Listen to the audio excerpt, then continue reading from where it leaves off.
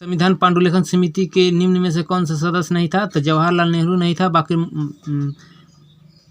जवाहरलाल नेहरू, मोहम्मद सादुल्ला, के एम मुंशी और ए के अय्यर था। निम्न में से कौन सा अगस्त 1946 में गठित प्रथम अंतरिम राष्ट्रीय सरकार का सदस्य नहीं था? तो प्रथम 1946 में से जो गठित प्रथम अंतरिम राष्ट्रीय सरकार का सदस्य डॉक्टर एस राधाकृष्णन नहीं था, बाकी श्री राजगोपालाचारी, डॉक्टर राजेंद्र प्रसाद और जगजीवन राम तीनों 1946 में गठित प्रथम अंतरिम राष्ट्रीय सरकार का सदस्य थे। निम्न में से कौन सा भारत सरकार अधिनियम 1935 की मुख्य विशेषताओं में से नहीं थी? तो 1935 की मुख्य विशेषता क्या क्या थी? इस अधिनियम में अखिल भारतीय महासंघ का प्रावधान था, ये 1935 की विशेषता थी। अवशिष्ट विषय प्रांतीय विधायकों को आवंटित किया गया, ये 1935 का नहीं था। यह प्रांतीय स्वायत्तता को सूत्रपात्र का संकेत था।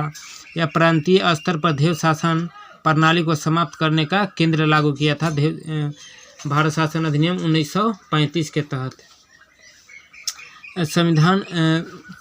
संविधान सभा के चुने हुए अस्थायी अध्यक्ष कौन थे? तो संविधान सभा के चुने हुए अस्थायी अध्यक्ष जो थे डॉक्टर राजेंद्र प्रसाद थे। निम्न कथनों में से कौन से संविधान सभा के गठन के बारे में सही है? संविधान सभा के गठन के बारे में संविधान सभा के सदस्यों का चयन 1946 के प्रांतीय चुनाव के आधार पर किया गया था। देश के प्रतिनिधि संविधान सभा में सम्मिलित नहीं थी। संविधान सभा के भीतर विचार विमर्श जनता द्वारा व्यक्त की गई सहायताओं से थी या सामूहिक भाव उत्पन्न करने के लिए जनता के लिए जनता का सुझाव मांगे गए थे। तो इनमें से एक सही संविधान सभा का सदस्यों का चयन 1946 के प्रांतीय चुनाव के आधार पर किया गया था, सही है। और सामूहिक सहभागिता का भाव उत्पन्न करने के लिए जनता से सुझाव मांगे गए थे। भारतीय संविधान को अपनाया गया था कब? भारतीय संविधान को अपनाया गया था संवैधानिक सभा द्वारा। भारतीय संविधान को किसके द्वारा अपनाया गया था? संवैधानिक सभा द्वारा। भारतीय संविधान को संविधान सभा द्वारा अंगीकृत किया गया था 26 नवंबर 1949 को। भारतीय संविधान को संविधान सभा द्वारा अंगीकृत किया गया था कब? 26 नवंबर 1949 को किया गया था। भारत के संविधान में केंद्र और राज्यों के बीच किए गए शक्तियों का विभाजन इनमें से किसके द्वारा उल्लेखित योजना पर आधारित है?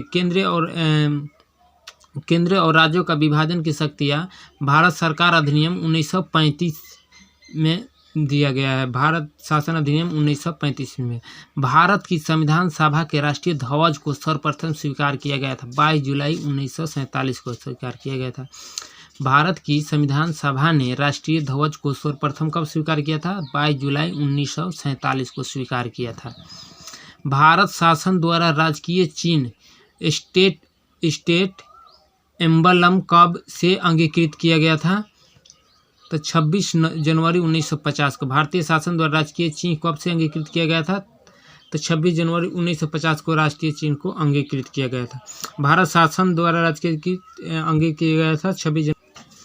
बी आर अम्बेडकर का संविधान सभा में निर्वाचन हुआ था बम्बई प्रेसिडेंसी से। बी आर अम्बेडकर का संविधान सभा में निर्वाचन हुआ था बम्बई प्रेसिडेंसी से। नीचे दिए गए दो वक्त दिए गए, मतलब कथन दिया गया है कि भारत का संविधान देश की आवश्यकताओं को पूर्ति करता है। कारण दिया गया है इसे गृहीत संविधान कहा जाता है। भारत का संविधान देश की आवश्यकताओं के लिए पूर्ति करता है, ये तो सही है।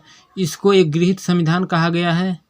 गृहीत संविधान, ये भी हाँ गृहीत संविधान है, देश की रक्षा के लिए बना है तो गृहीत संविधान होगा। परंतु आर और ए सही है, लेकिन आर ए का सही स्पष्टीकरण नहीं करता है। भारतीय संविधान कब लागू किया गया था? भारतीय संविधान जो लागू किया गया था 26 जनवरी 1950 ईस्वी को लागू किया गया था। संविधान निर्मात्री परिषद में झंडा समिति के अध्यक्ष कौन है? तो झंडा समिति के अध्यक्ष जो है डॉक्टर राजेंद्र प्रसाद जी हैं। भारतीय संविधान को 26 नवंबर 1949 को किसके द्वारा अधिनियमित किया गया था? भारतीय संविधान को 26 नवंबर 1949 को संविधान सभा द्वारा अधिनियमित किया गया था। निम्न कथनों पर विचार किए।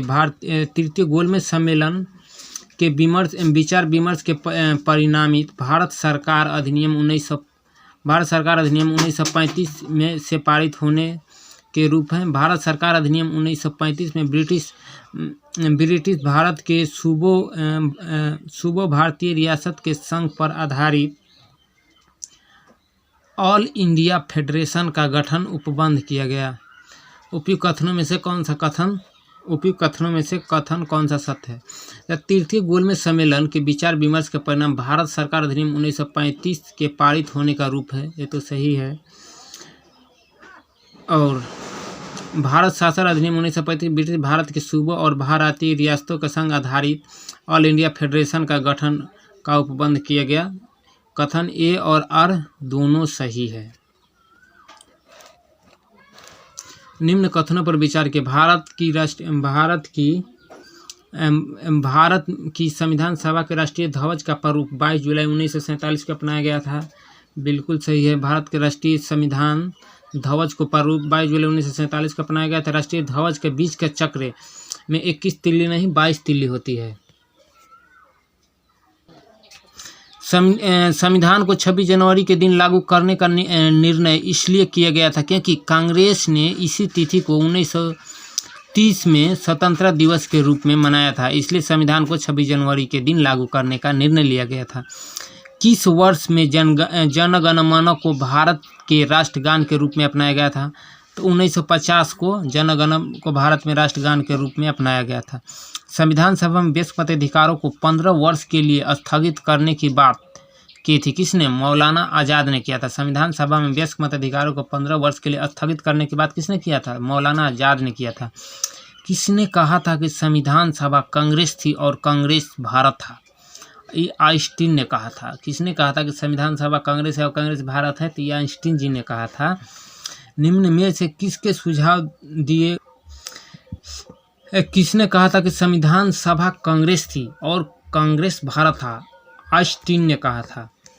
निम्न में से किसने सुझाव दिया था कि भारत की स्वतंत्रता के बाद भारतीय राष्ट्रीय कांग्रेस को एक राजनीतिक दल के रूप में भंग कर दिया जाना चाहिए? तो महात्मा गांधी जी ने कहा था कि भारत की स्वतंत्रता के बाद भारतीय राष्ट्रीय कांग्रेस को एक राजनीतिक दल के रूप में भंग कर देना चाहिए। भारतीय संविधान सभा में कुल कितनी महिला सदस्य थी? लगभग 15 महिला सदस्य थी। भारतीय संविधान सभा में कुल कितनी महिला सदस्य थी? 15। अपनी राष्ट्रवादी प्रतिक्रिया में भारत संविधान की निर्माता में अल्पसंख्यकों के हितों तथा भावनाओं के महत्व को कम करके आंका है। यह कथन है, किसका कथन है? आइवर जेनिंग्स का कथन है। यह कथन किसका है? आइवर जेनिंग्स का। अपनी राष्ट्रवादी प्रतिक्रिया में भारतीय संविधान के निर्माताओं में अल्पसंख्यकों के हितों तथा भावनाओं के महत्व को कम करके आंका है। यह कथन किसका है? तो आइवर जेनिंग्स का कथन है।